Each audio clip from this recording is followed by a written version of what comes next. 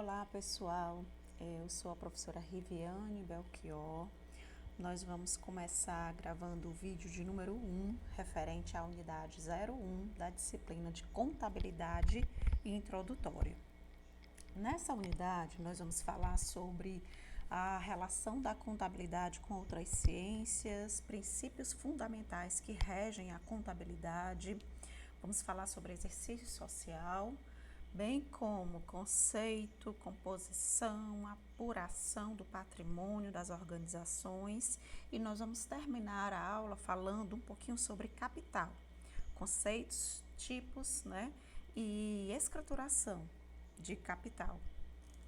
Então, para começar, pessoal, nós vamos falar um pouquinho sobre a importância da contabilidade na gestão empresarial.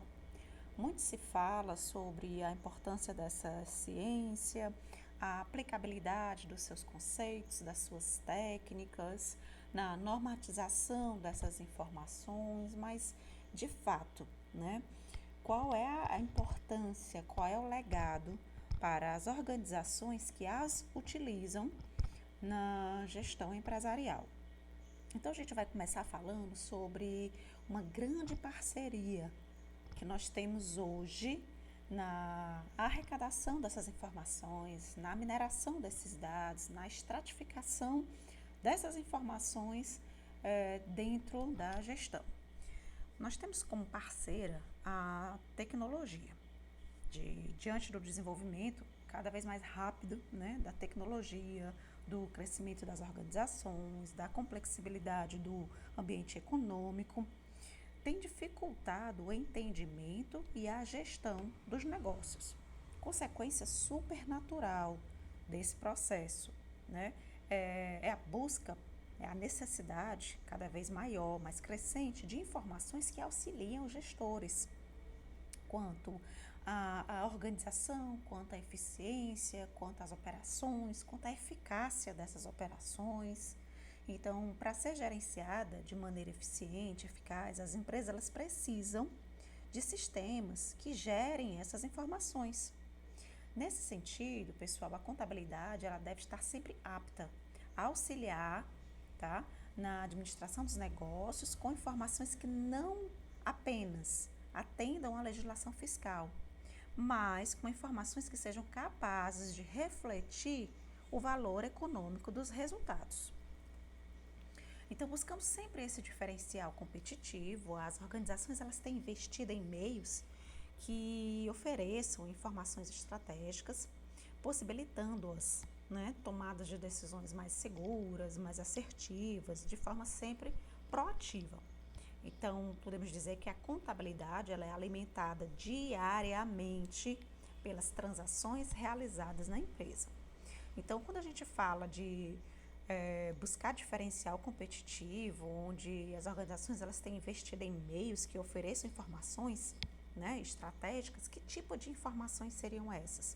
Informações, pessoal, conforme vocês podem ver na figura ao lado, que refletem as perspectivas quanto aos processos organizacionais, quanto aos tipos de recursos que a organização tem, perspectiva e desenvolvimento de valor dentro e fora da organização, e perspectivas estratégicas, é o que fazer, para onde ir, como seguir em frente, Então, nós podemos reunir nessas 4 perspectivas, a capacidade de identificar, de mensurar as métricas a serem atingidas por cada uma dessas perspectivas, Então, a tecnologia, a composição dos sistemas, eles giram em torno de sugestão de propostas, de análise dessas propostas e bem como na interpretação delas através de relatórios. Relatórios esses que podem ser ofertados aos gestores através de tabelas, planilhas, gráficos, Ou seja, de qualquer maneira que facilite essa interpretação, certo? Então, tudo isso em prol de quê?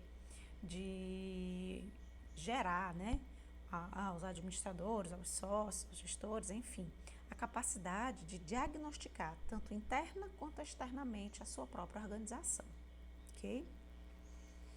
Seguindo em frente, nós vamos falar agora sobre as definições, né? De fato, o que é a contabilidade? É uma ciência que ela tem por objetivo o estudo das variações quantitativas e qualitativas ocorridas no patrimônio dessas entidades. Podemos dizer que ela não é uma ciência exata, mas sim social, porque através da ação humana, tá? Ela ocorre modificações, né, patrimoniais e pode ser apresentada como uma ciência que tem como função apurar o resultado, controlar o patrimônio e gerar informação para a tomada de decisão. Todas essas movimentações existentes, né, no patrimônio de uma entidade, eles são registrados em forma de relatórios pela contabilidade. Através desses relatórios são analisados os resultados alcançados e, a partir daí, são tomadas decisões em relação aos acontecimentos futuros. Sendo assim, a contabilidade ela é responsável pela escrituração e pela apuração desses resultados.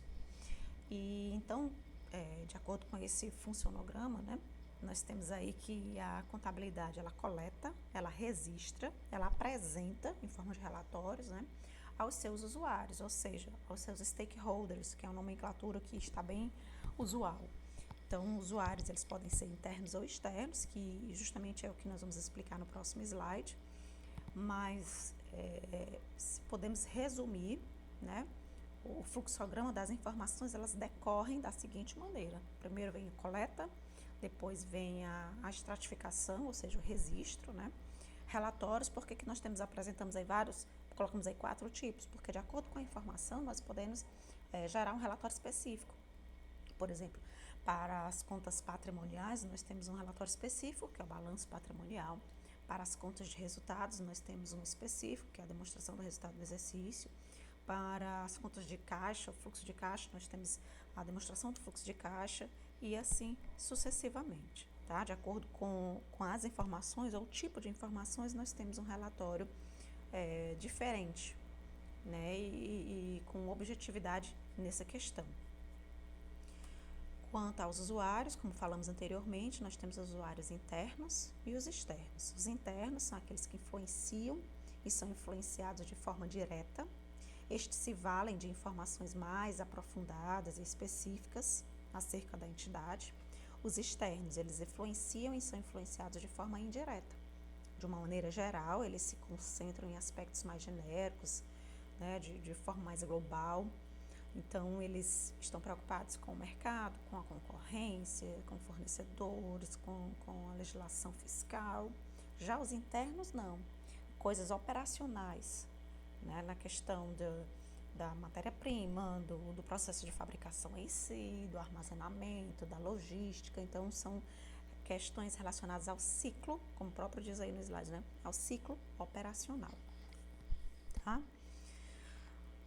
Falando um pouquinho sobre o histórico da legislação contábil no Brasil, a gente vai começar falando sobre a Lei 6.404, lei que foi aprovada em 15 de dezembro de 1976, denominada como a Lei das Sociedades por Ações, dando início a uma nova fase da história.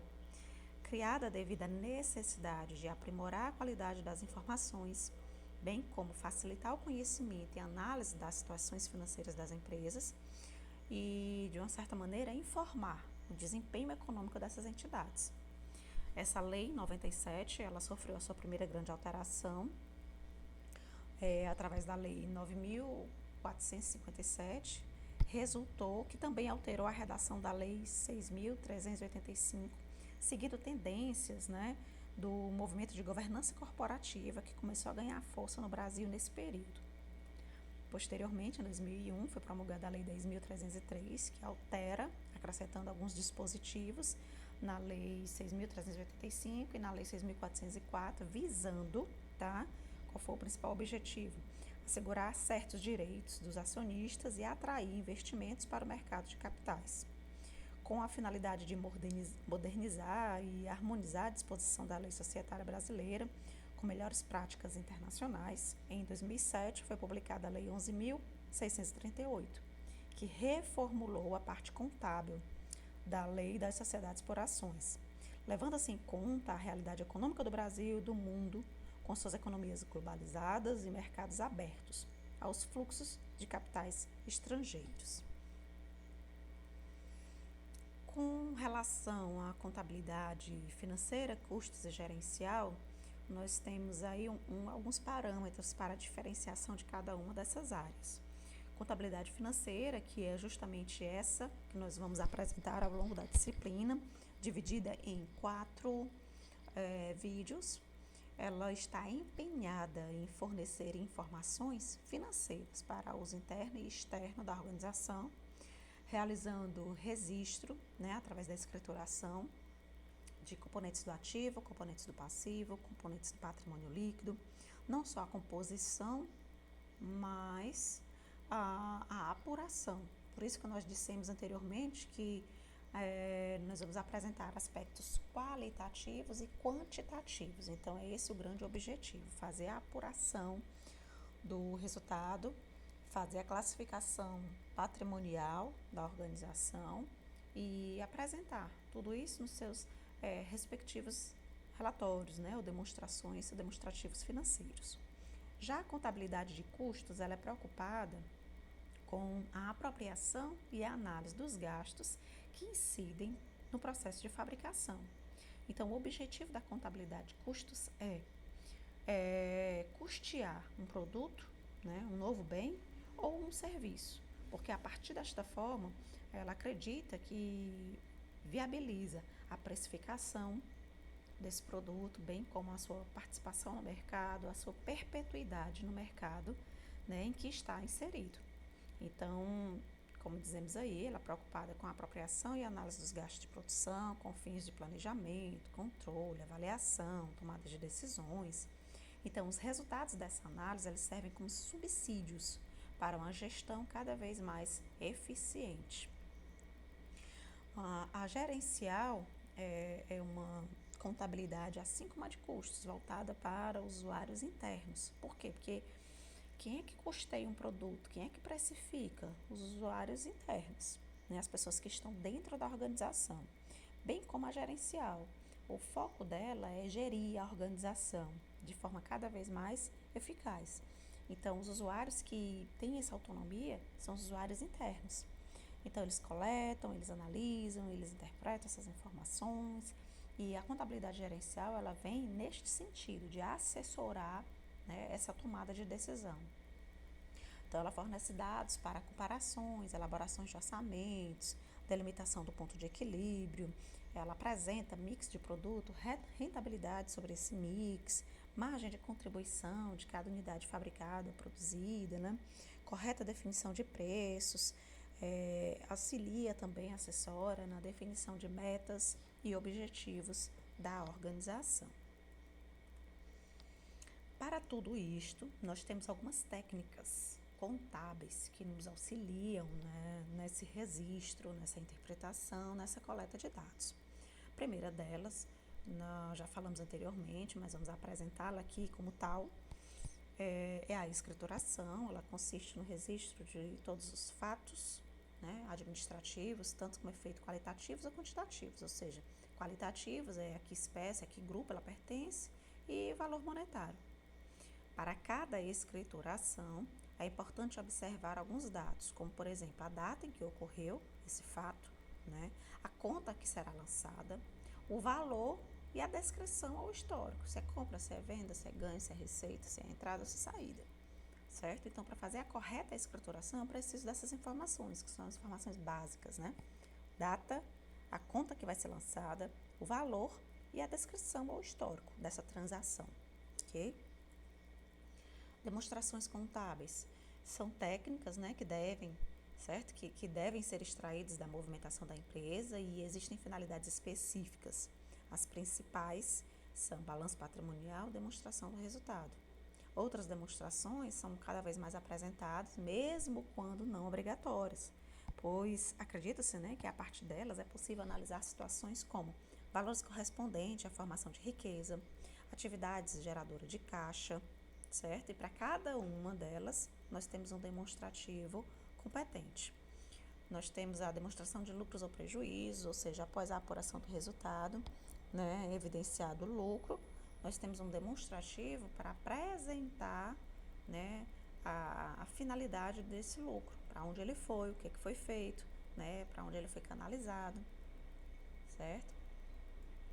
Terceira técnica utilizada para a comprovação e a exatidão dos dados evidenciados. É uma revisão das demonstrações financeiras, registros, transações de entidade. Ela identifica as deficiências do sistema de controle interno e o sistema financeiro apresentando recomendações para melhorá-los. Ou seja, é uma técnica que vai comprovar, né, o teor dela, os lançamentos. Se eles foram lançados corretamente, se as datas, né, estão em acordo com os documentos que comprovam esses lançamentos, os valores, as contas específicas, se estão de fato, né, sendo debitados ou creditados na conta correta. Então ele vem para, essa técnica, na verdade, ela vem para comprovar, tá certo? O registro desses dados. A análise de balanço, técnica que permite a comparação e a interpretação dos dados apresentados nos relatórios contábeis, facilitando o acompanhamento, tá certo? A evolução dos números, a geração de informações. Então, outros indicadores estudados são de lucratividade, rentabilidade e endividamento. Consolidação do balanço. Uma técnica que consolida as demonstrações contábeis e corresponde à unificação das demonstrações da empresa controladora e das controladas. Por meio da consolidação, se torna possível, né, constatar a situação econômica financeira de todo o grupo. Então, é quando nós temos aí um grupo, por exemplo, aqui a Uniatendeu, nós temos várias sedes. Então, nós vamos consolidar as demonstrações de todas as sedes aqui na matriz, por exemplo, na sede messejana, e analisar de uma maneira bem sucinta a situação econômica financeira do grupo Uniatendeu, tá? Então, o nome disso, o nome técnico é consolidação dos balanços, ok? Nós podemos fazer isso, professora, de qualquer maneira, da maneira que nos convém, da maneira que nós achamos que é correto? Não, porque na contabilidade nós não registramos o achismo. Nós somos regidos, tá certo, pelo Conselho Federal de Contabilidade, o CFC, do qual ele intitulou o CRC, o Conselho Regional, para fiscalizar as normas, né, as execuções das atividades. E, para tanto, nós temos alguns regimentos. Nós chamamos de princípios, né? Nós chamamos eles também popularmente de pilar da contabilidade. Então, eu tenho 6 princípios: entidade, registro pelo valor original, competência, prudência, oportunidade e continuidade. Então, começando aí sobre os princípios, nós vamos falar do princípio da oportunidade. Estabelece que as informações contábeis devem ser conhecidas integralmente e no exato momento em que ocorreu, certo? Então, ocorreu determinado fato, eu tenho que tomar ciência dele, eu tenho que verificar os documentos que comprovam a existência desse fato, certo? Para, posteriormente, lançá-los. Prudência, quando tivermos 2 critérios de reconhecimento igualmente válidos, utilizaremos o menor para validar os componentes do ativo e o maior para validar os componentes do passivo, ou seja, que são as nossas obrigações, né? Continuidade é aquele que vai assegurar a continuidade das operações, ou seja, se a empresa ela está ativa ou inativa. Entidade, ele afirma, né, a questão da autonomia patrimonial, ou seja, reparação dos bens da pessoa física para a pessoa jurídica, que é do sócio, que é da empresa, né? Então, ele atesta, ele afirma a autonomia patrimonial. O princípio da competência estabelece que as receitas e as despesas devem ser atribuídas aos períodos da ocorrência, independente do recebimento ou do pagamento, ou seja, ocorreu o fato que gera determinada conta, lança. O princípio do custo com base no valor, ou seja, é o registro dos elementos patrimoniais dos componentes através do valor de entrada, do valor da nota fiscal, certo? Então, é essa a validação dos nossos estoques, é pelo preço de custo, preço de aquisição. Então, basicamente, são esses 6 princípios que regem a normatização da contabilidade, das informações contábeis propriamente ditas.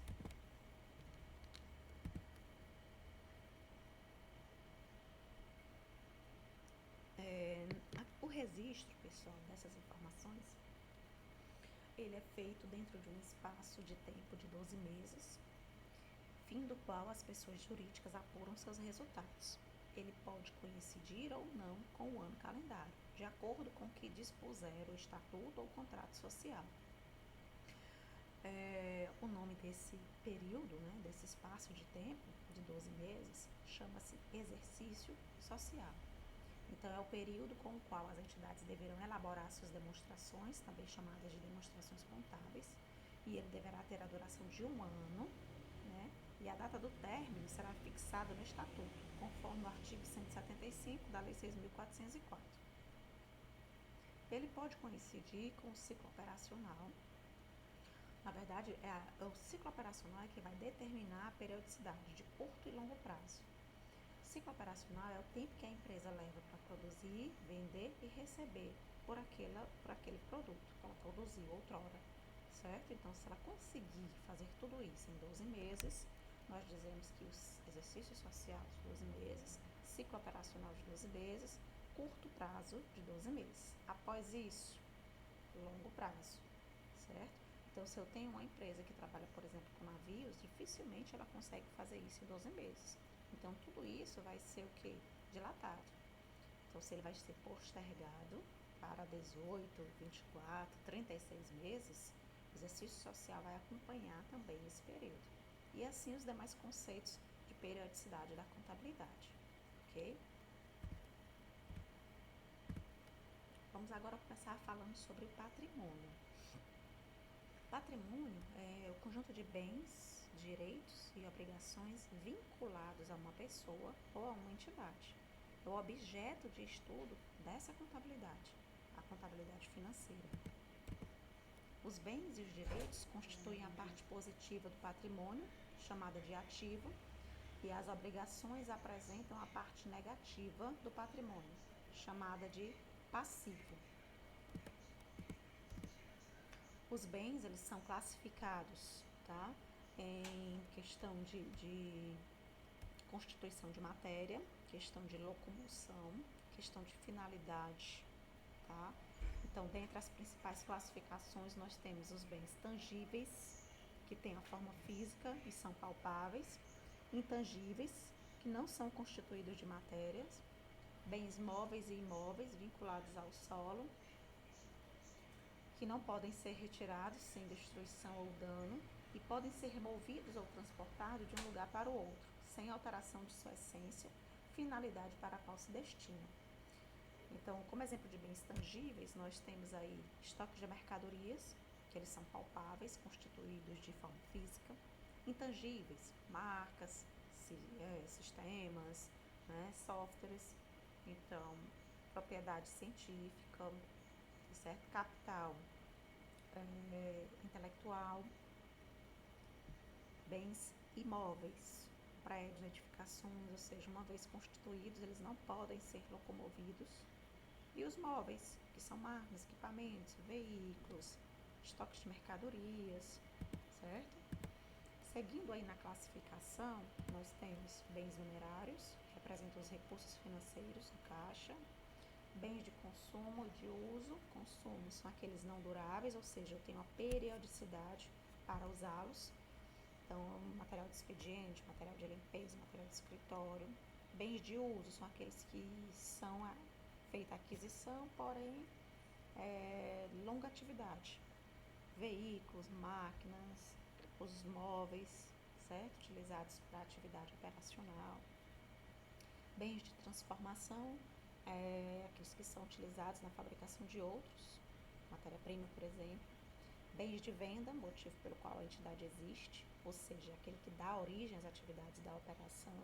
E os bens de renda, que são investimentos feitos pela entidade em ativos não destinados à atividade operacional.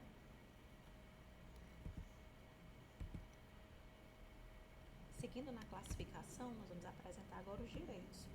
Também componentes do ativo são os recursos que a empresa tem a receber e que gerarão benefícios presentes ou futuros.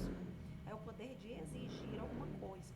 Os direitos, eles decorrem na maioria da atividade operacional, como uma venda a prazo e ainda não recebida, certo? Normalmente os direitos são representados por títulos, documentos, duplicatas, faturas, notas promissórias, certo? Então, o que é que você precisa saber? Que ele decorre, tá certo? De uma venda a prazo, ou seja, eu entreguei a mercadoria e junto com essa mercadoria, tá certo? Para o meu cliente foi um documento, ou seja, um direito que eu tenho por receber, né? Por essa venda, por essa mercadoria.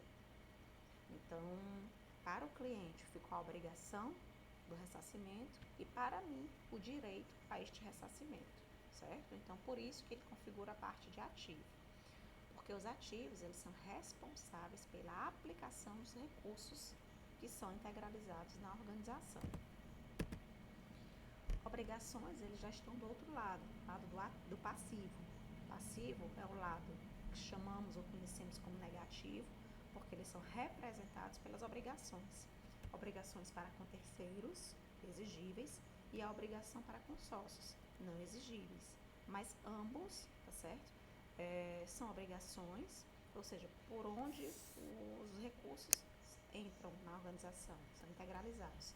E uma vez integralizados, eles devem ser aplicados em bens ou direitos, ou seja, a aplicabilidade desse recurso ela tem que estar apresentada, tá, lá na coluna do ativo. Então, voltando para o slide, as obrigações elas representam os valores que a empresa tem para pagar a terceiros, fornecedores, bancos, empregados, né? As obrigações elas se dividem em exigíveis, e as que a entidade deve para com terceiros, e as não exigíveis, ou seja, que elas não têm prazo para pagamento. O credor ele não tem o direito assegurado, mas o prazo de liquidação ele não é determinado. A apuração desse patrimônio líquido ele é feito bem simples, através da fórmula que está posta aí logo abaixo, né? Ativo menos passivo, ou seja, ativo, bens mais direitos, menos o passivo exigível. E nós encontraremos aí o patrimônio líquido. As equações, ou seja, elas nos possibilitam o estudo da situação patrimonial de uma organização. Nós temos 3 estados patrimoniais. O estado superavitário é quando o ativo ele é maior do que o passivo, ou seja, se eu precisar de um capital de giro, por exemplo, eu posso me desfazer de alguns elementos do ativo, eu faço a amortização de todo o meu passivo e ainda fico com lucro, né, uma parte positiva que me sobra. Então, é quando o ativo ele é maior do que o passivo. Indica uma situação de normalidade, ou seja, é uma situação favorável, positiva, superavitária. Quando o ativo ele é igual ao patrimônio líquido, ou seja, tudo que o sócio integralizou, certo? Ele está apresentado lá no ativo, ou seja, o meu passivo é zero. Nesse momento não existe obrigação nenhuma para com terceiros. Geralmente ocorre na abertura da empresa ou quando ela trabalha apenas com capital próprio. Ela não tem nenhum financiamento, ela não tem nenhum empréstimo, ela só trabalha com capital próprio. Ativo igual a passivo, ou seja, o estado nulo. É quando nada que ela tem é pronto. Tudo que ela tem, ela vai pagar as obrigações para com terceiros. Então, não existe capital próprio nesse estado, certo? O que significa que o ativo da empresa foi totalmente financiado com recursos de terceiro. O que ele diz aí pra gente? Que já é um estado de alerta. Muito cuidado na hora de fazer esses investimentos, né? Na hora de escolher esse tipo de investimentos, observar a rentabilidade, o retorno e principalmente, pessoal, o risco que você vai ter por fazer esse investimento, certo? E o quarto e último é quando o ativo mais o patrimônio líquido é igual ao passivo. Então, a empresa encontra-se em estado de insolvência, ou seja, nem que você se desfaça de todo o capital que você tem próprio, de todos os bens que você tem de forma, né, integralizada na organização, você não consegue pagar o passivo. Então, o ativo por si, ele não é suficiente para liquidar todas as dívidas. Então, a gente está no estado patrimonial negativo ou de insolvência, certo? Por falar em composição, nós temos os principais elementos da composição do patrimônio líquido, é o capital social, lucros ou prejuízos, reservas, ações em tesourarias e ajustes de avaliação patrimonial. O capital ele pode ser conceituado como um conjunto de capitais cuja origem ele está apresentada pelo passivo e a aplicação pelo ativo. Conjunto de recursos postos à disposição da empresa, certo? É a soma das riquezas, dos recursos acumulados que se destinam à produção de novas riquezas. A expressão capital ela tem vários significados distintos. Apresentamos aqui para vocês algum desses conceitos, onde capital social é o investimento inicial feito pelos sócios no momento da constituição da empresa. Subscrito é aquele capital em que os sócios comprometem-se a pagar, ou seja, ele não assumiu ainda a obrigação, certo? Aliás, perdão, ele assume a obrigação de transferir, mas ainda não ocorreu essa transferência. Então, a gente chama ele de capital acordado. É o que está acordado, é o que foi averbado. Mas, quando realizado, aí a gente chama de capital social, certo? Capital próprio, ele constitui a riqueza líquida.